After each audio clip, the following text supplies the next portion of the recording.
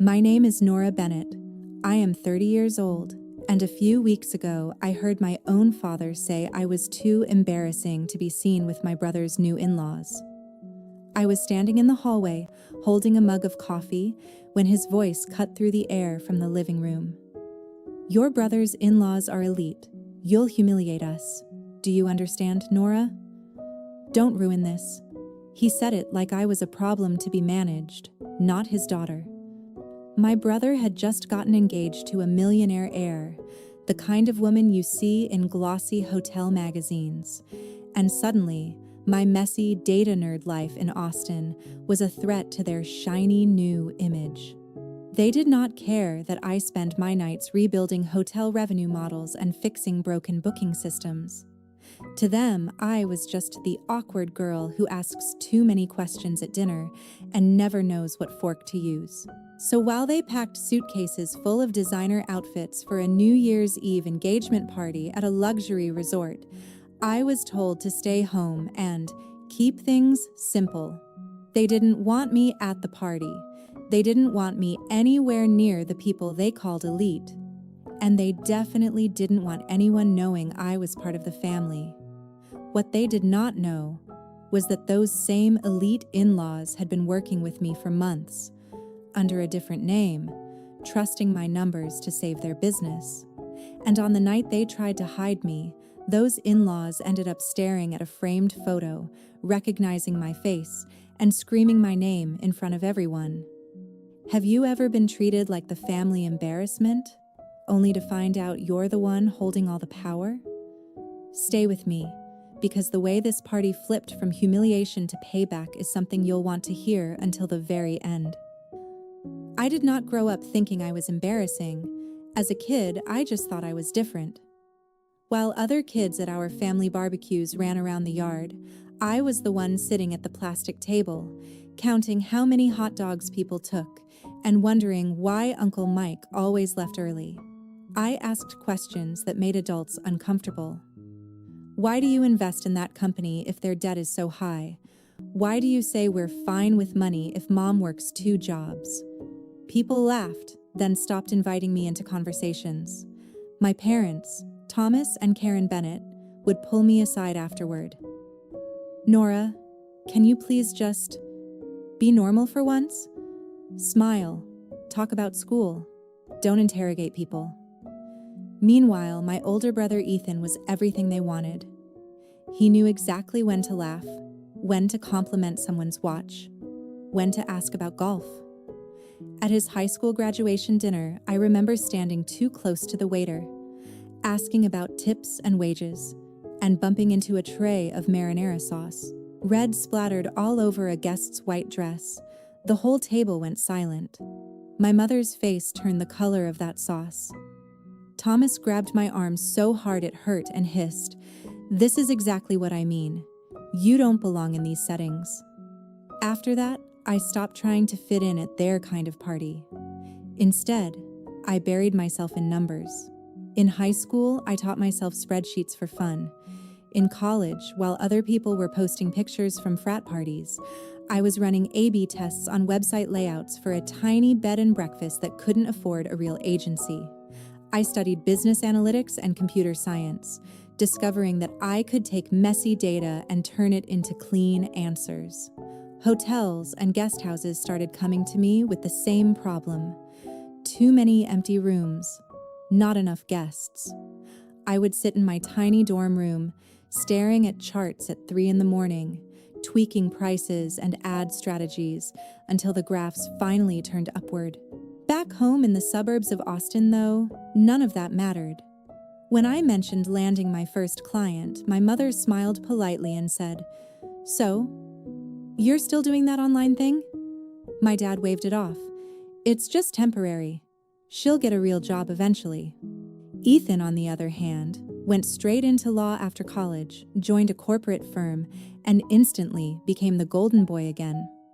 My parents introduced him to everyone as our future partner at a big firm in Dallas, our pride and joy. When I showed up to family dinners in jeans after a 12-hour day consulting for 3 small hotels at once, my mother whispered, Could you at least pretend you're not working from your bedroom? At some point, something in me snapped. If they were never going to see my value in the room, I would build it quietly outside the room. I registered my own small consulting business, Bennett Analytics, and started saying no when my parents tried to drag me to parties where I knew I would be the punchline. I chose data over dinner tables, dashboards over polite small talk. And while they were busy polishing Ethan's image, I was slowly learning something they had no idea about. In the right hands, numbers can change the fate of an entire company. The question was, what would happen the day my numbers collided with their obsession over status? The first time Harrington and Vale came into my life, it was because someone else was desperate. I was in my apartment one sticky Austin afternoon, half asleep over a spreadsheet, when an email popped up with the subject line, "Urgent. Mid-size resort chain in trouble. Can you help?" A small agency I had freelanced for before was panicking. They had a client whose bookings had crashed after the pandemic, a luxury brand with big marketing budgets and even bigger expectations. They needed someone who could make sense of the mess, fast. That client was Harrington and Vale Resorts, though at that moment it was just a logo and a name in an attachment. A few hours later, my phone rang. "This is Graham Harrington," the voice said, measured but frayed at the edges. "We've been told you can pull numbers out of the fire." I sat up a little straighter. "No camera," he added quickly. "Our connection is awful right now. Let's just keep this on audio." That was fine by me. I liked not being seen. Over the next hour, he laid it all out. Their flagship properties were half empty, competitors were eating their market share, and the last agency had burned through a 7-figure budget with almost nothing to show. "We need someone who actually understands data, not just pretty presentations," he said. "Can you dive into our systems, tell us what's broken, and fix it?" I should have been intimidated, but what I felt was something else entirely: clarity. This was just a very large version of the same puzzle I had been solving for years. I asked for access to their booking system, ad accounts, website analytics. Within days, I was combing through years of numbers, spotting patterns no one on their team had noticed. Their pricing was static in a market that had become insanely dynamic. Their ads were targeting the wrong age groups in the wrong cities. Their website was bleeding potential guests at the checkout step because the mobile form was a nightmare, so I built a plan. We tested dynamic pricing tied to demand curves, shifting rates by tiny percentages based on seasonality and real-time searches. We shut off half their useless ad campaigns and rerouted the budget into high-intent search traffic and targeted social audiences. I mapped out packages for remote workers, staycation families, people who wanted long weekends within driving distance instead of international trips. It was riskier than the safe reports they were used to seeing, and I told them that. Graham paused on the phone, then said, "If your numbers are right, we have nothing left to lose. Do it." For the first round of tests, I even put some of my own consulting fee on the line, structuring part of it as performance-based. If I failed, I would make almost nothing. If it worked, both of us would win. The first month, the graphs moved a little. The second month, they bent hard upward. Booking rates climbed, revenue followed, and even the board stopped breathing down Graham's neck. He called me late one evening, his voice lighter than I had ever heard it. "You have no idea what you've done for us, Nora. Our team is putting together a case study wall at our main resort to celebrate the turnaround. We want your face on it, your name, everything."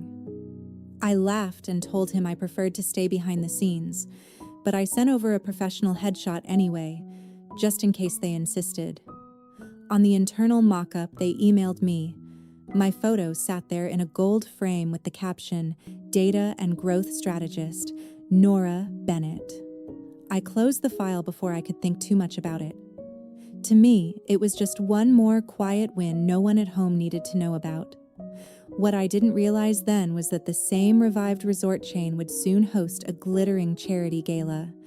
And at that gala, my polished older brother Ethan would meet a woman named Laya Harrington, the millionaire heir my parents would fall in love with long before they ever accepted me. Ethan called me about 3 months after that first big turnaround for Harrington and Vale, his voice bright in a way I recognized from every time he thought he was leveling up. "Hey, you free to grab coffee? I have news. We met at a sleek spot downtown, the kind of place with concrete floors and overpriced cortados." He walked in wearing a tailored suit even though it was a Saturday, that easy smile plastered on his face. I could tell before he said a word that whatever he was about to tell me would make our parents very, very proud. He didn't even let me finish my hello. "I'm engaged," he said, dropping the word between us like a trophy. "To Laya Harrington." The name hit me like a glitch in my brain. Harrington. "As in Harrington and Vale?" I asked carefully. "Yeah," he said, eyes shining. "Her family owns this insane resort empire. They host charity events and political fundraisers like all the time. Dad is freaking out. In a good way." I forced a smile. I had spent months inside that empire's numbers, saving them from collapse. But in Ethan's world, I was always 10 steps behind whatever image he was curating. "That's great," I said. "I'm happy for you." We talked for a while about the proposal, about the ring, about how our parents reacted. Of course they were thrilled. This is the kind of connection they'd always dreamed of, the gilded doorway into the world they admired from magazines and TV. It wasn't until Ethan finished his story that his expression shifted, as if he'd been saving the uncomfortable part for last. "So, there's a New Year's Eve engagement party," he began, tracing the rim of his cup, "at one of Lila's family resorts. It's going to be huge. Her parents are inviting donors, business partners, a couple of politicians. It's a big deal." I nodded, waiting for the part where he asked if I needed help booking flights or choosing a dress. Instead, he cleared his throat. "Look, Nora," he said, and my stomach went cold. "I think it's better if you sit this one out." I stared at him. "Sit it out? It's your engagement party." "It's a very particular crowd," he said slowly. "Lila's parents, their friends. They're used to a certain environment. You know how you get in those situations." "How I get?" I repeated, my voice sharper. He lifted his hands like a shield. "You ask those heavy questions. You make people uncomfortable. You don't really play the game. Dad thinks it might be too stressful for you." "Too stressful for me? Or too embarrassing for you?" I asked. He winced, which told me everything I needed to know. "Ethan, I work with hotels and resorts for a living," I wanted to say. "I know more about the kind of people you're trying to impress than you do." But he just kept talking. "We only get one shot at a first impression with Lila's family. They're elite, Nora. They're used to certain manners, certain optics. Mom and Dad are already nervous. They think it's safer if you don't come." Safer. Like I was some unpredictable storm that might ruin his big night. I laughed, but it came out flat. "So I'm not invited to my own brother's engagement party because I don't fit the optics." He couldn't meet my eyes. "It's not like that," he muttered. "We'll have a smaller family dinner later, just us. You know I love you, right? You know this is just strategy." When I got home, my parents were in the living room, voices low and urgent. I stopped in the hallway, unseen. "Your brother's in-laws are elite," Dad was saying. "We can't risk Nora rambling about money or calling out someone's business model. She'll humiliate us." Karen sighed. "She doesn't mean to, Tom. But this could be Ethan's doorway into something better. We can't let her ruin it." The words landed harder than any physical slap. Upstairs, my laptop was still open on a dashboard from Harrington and Vale, the same logo that would be embossed on the invitations to Ethan's New Year's Eve celebration. They were terrified I would embarrass them in front of the very people whose fortunes I'd helped rebuild. I closed my eyes and took a slow breath. Fine, I thought. If they want to hide me, let them. They have no idea how small their version of this story really is. They think this party is about optics. They don't realize that somewhere, in the middle of all that champagne and glitter, my name is already hanging on their in-laws' walls, waiting to blow their perfect little strategy apart. New Year's Eve came faster than I wanted it to. The week between Christmas and the 31st felt like limbo, like the world was holding its breath. My parents were buzzing around the house, talking about flights and outfits and what gift would be appropriate for the Harringtons. Ethan sent me a picture of the invitation once. All gold foil and embossed logos. "Wish you could come," he wrote, as if that decision had not been made very deliberately without me. On the morning of the party, I watched them leave for the airport in their best clothes. My mother in a new dress she absolutely could not afford without putting something on a credit card. My father adjusting a tie he had bought on sale but pretended was designer. They waved, and I waved back from the doorway, the dutiful daughter who had been told to stay home for her own good. When the Uber pulled away, the house went quiet in a way that felt like a weight pressing on my chest. That night, Austin glittered with fireworks and rooftop parties, but I stayed in my apartment with takeout and my laptop open on the coffee table. I tried turning on a movie, but my phone kept lighting up. Photos from my mother of the resort lobby, dripping in chandeliers. Videos from Ethan of champagne towers, a live band. Lila walking down a grand staircase in a silver gown like she had stepped out of a magazine. In one clip, I could hear my dad in the background telling someone, "That's my son up there. He's marrying into the Harrington family." I stared at the screen until the images blurred. They were inside the world they had always worshipped, and they had done everything possible to make sure I was nowhere near it. So I closed the photos and opened a different window. The analytics dashboard for Harrington and Vale's year-end performance. Real-time booking numbers flickered across the screen, rows of data reflecting reservations pouring into the same brand my brother was celebrating with. While they smiled for pictures, I watched occupancy rates climb and revenue bars fill in. The lines I had helped bend upward, turning into bonuses and holiday parties for people who would never know my name.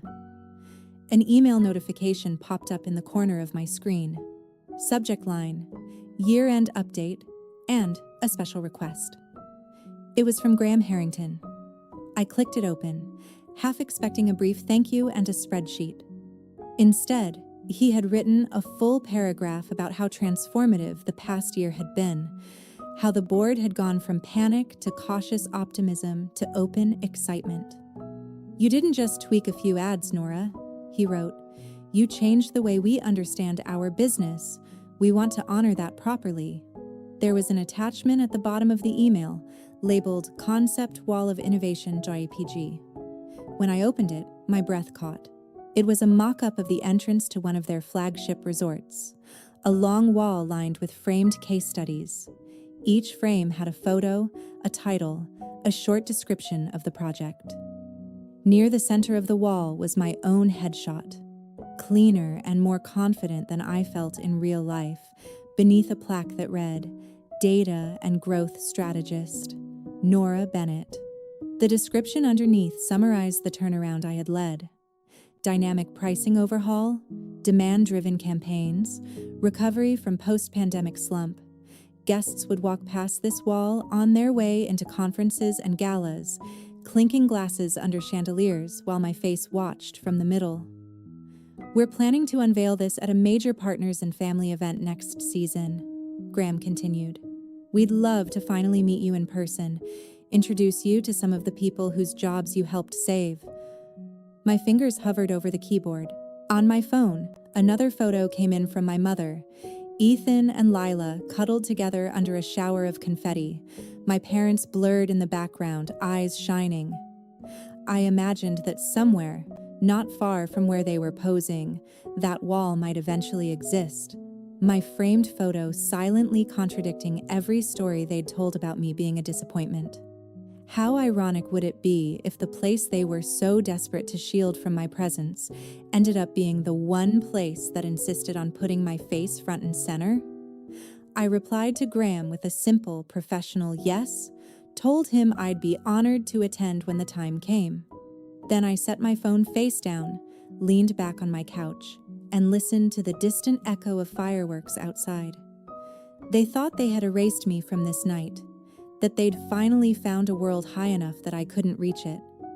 But the truth was sitting right there on my laptop screen in a gold frame, my name stitched into the foundation of their shiny new life. They just hadn't realized yet that the person they were so determined to hide was already woven into every corner of their precious elite circle, waiting for the moment the picture on that wall would blow their perfect image apart. The months after that New Year's Eve felt like someone had quietly turned up the brightness on my life, while my family kept acting like I was still sitting in the dark. Harrington and Vale signed a long-term contract, then another, pulling me into meetings about expansion, new properties, even acquisitions. I was suddenly on late-night calls about opening resorts in California and the Caribbean, running simulations on what would happen if they shifted their entire pricing structure for shoulder season. My days blurred into dashboards and strategy decks, the kind of work people in my world dream about.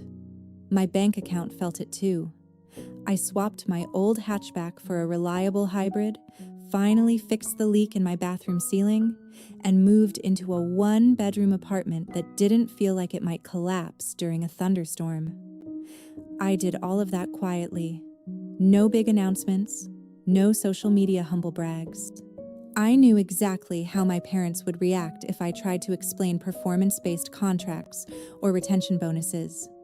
They would smile, nod, and ask if I had thought about applying for a real job at a local office.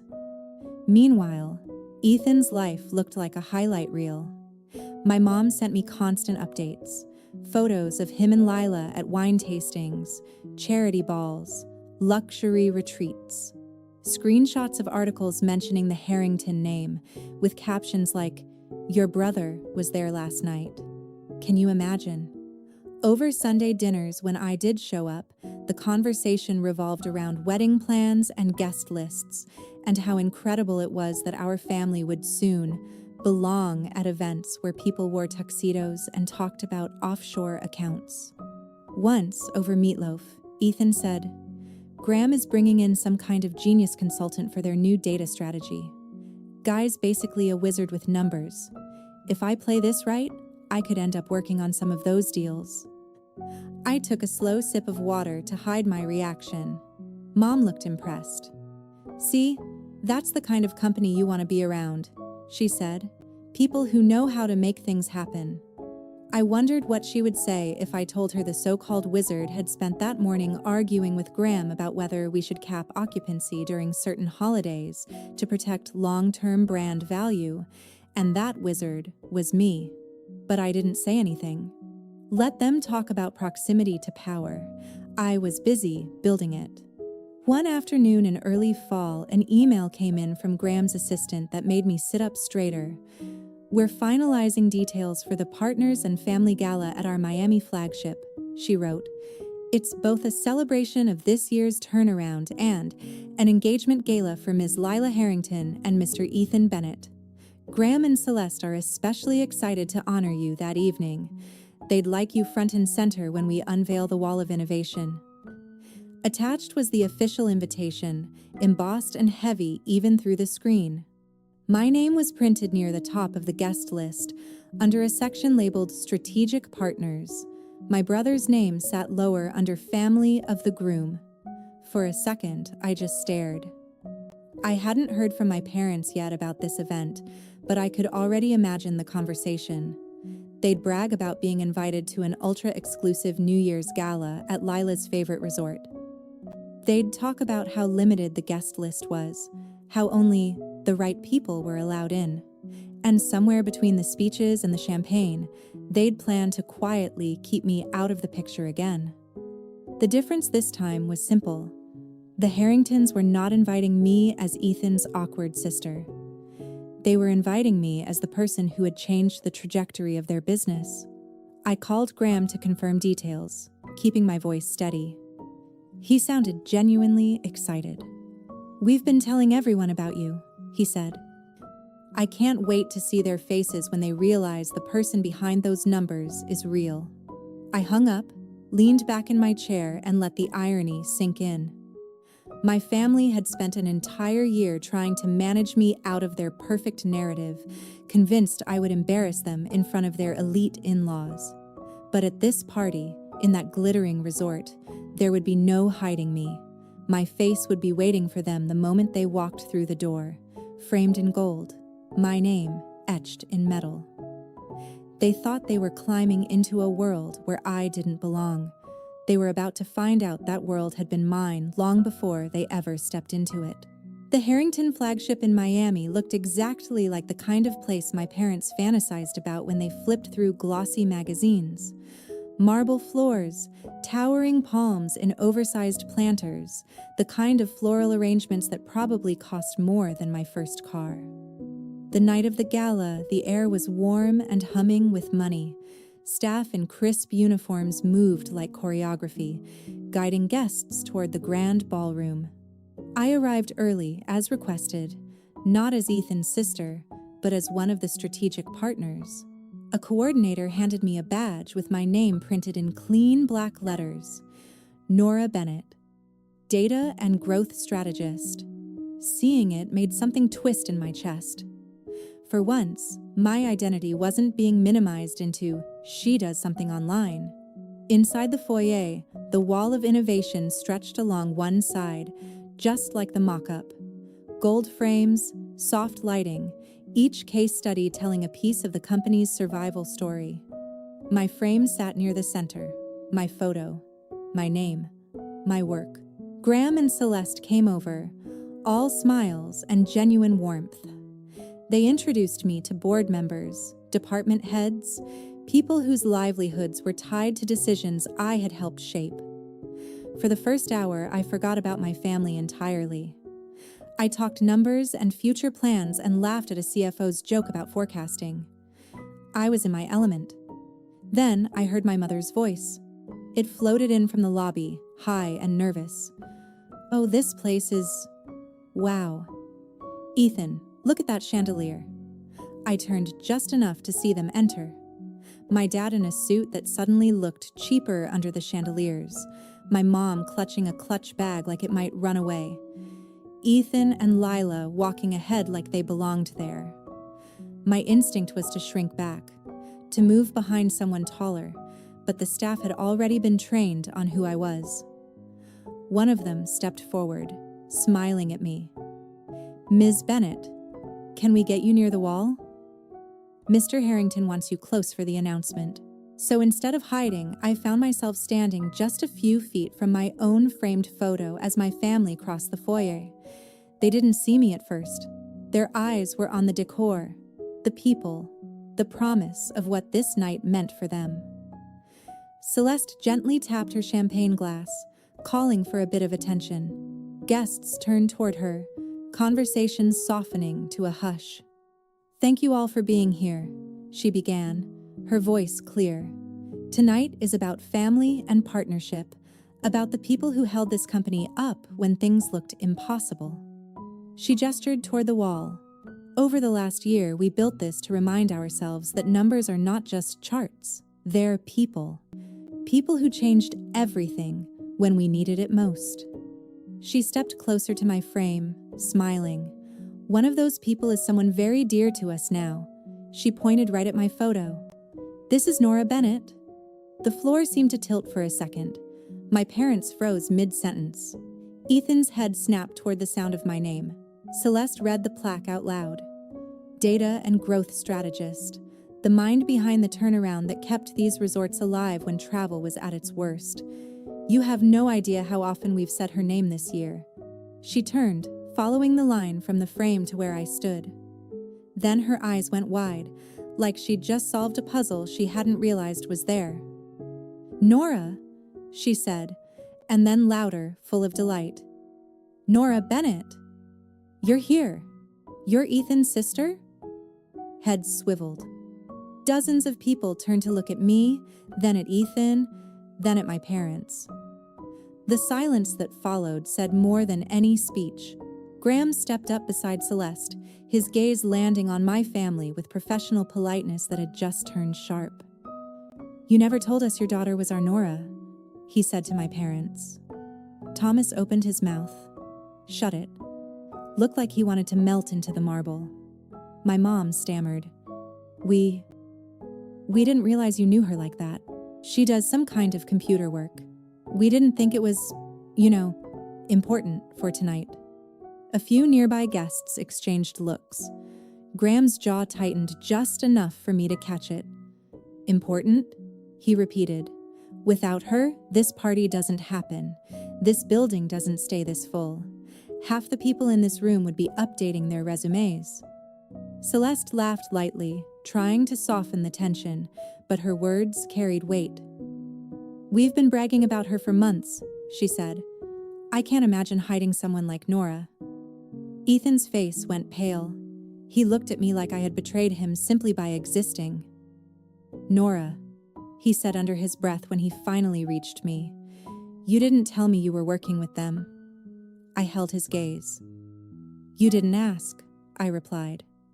Later, away from the crowd, my parents cornered me in a quiet hallway. My mom's voice shook. "You made us look like fools," she whispered. "We had no idea." I cut her off gently. That I mattered to them? That my work mattered? Or that your embarrassing daughter became the person propping up your precious in-law's empire? My dad tried to recover his authority. "You could have warned us, Nora. We would have prepared differently." I almost laughed. "Prepared how? By inviting me this time?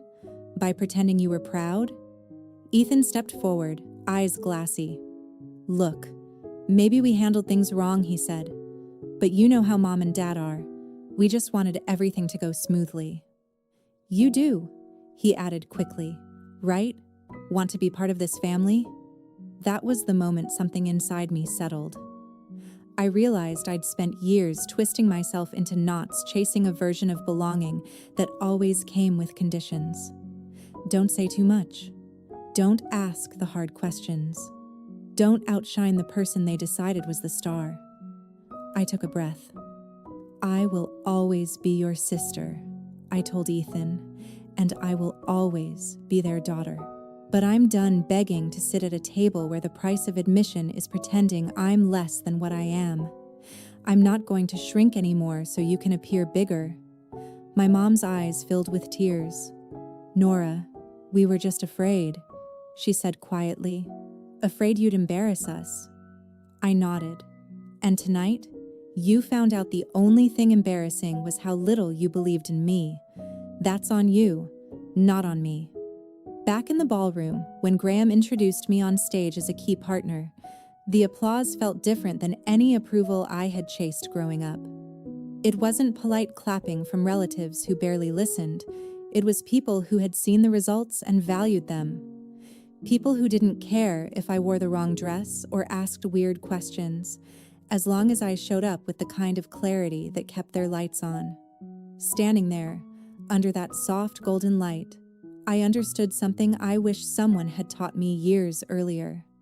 Sometimes, the most powerful revenge isn't dramatic or cruel. It's choosing to stop handing your worth to people who only know how to discount it. It's letting your success speak in rooms where they never thought your voice would be heard, and refusing to dim yourself just so insecure people can feel tall.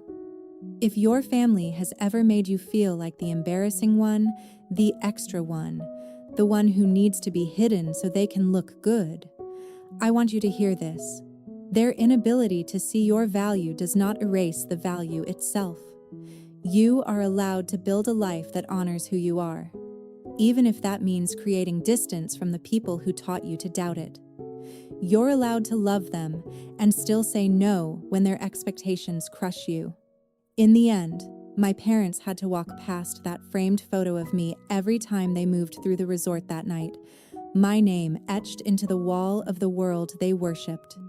They were the ones shrinking, avoiding eye contact, rehearsing apologies. I just kept walking, shoulders back, finally understanding that the real glow-up wasn't getting accepted by them.